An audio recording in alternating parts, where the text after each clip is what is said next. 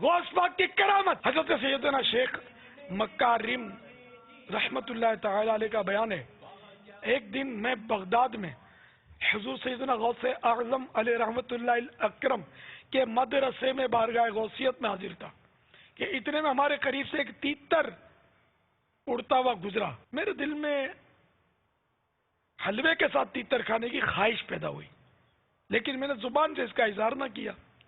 حضور سیدنا غوث اعظم علیہ رحمت اللہ اکرم نے مسکرا کر میری طرف نظر فرمائی اور پھر آسمان کی طرف دیکھا تو وہ تیتر مدرسے کی زمین پر گر پڑا اور پھر آ کر کچھ دیر میری ران پر بیٹھا رہا.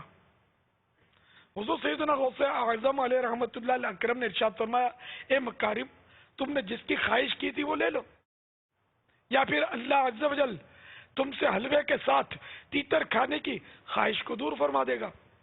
حضرت سیدنا شیخ مکارم رحمت اللہ تعالی علیہ کا بیان ہے کہ اس وقت سے تیتر مجھے ناپسند ہو گیا، یہاں تک کہ وہ بنا ہوا یا پکا ہوا میرے سامنے رکھا ہوتا ہے لیکن میں ناپسندیدگی کے باعث اس کی بو تک نہیں سونگھ پاتا، جبکہ اس سے پہلے وہ مجھے سب سے زیادہ پسند تھا. صلو علی الحبیب صلی اللہ تعالی علی محمد.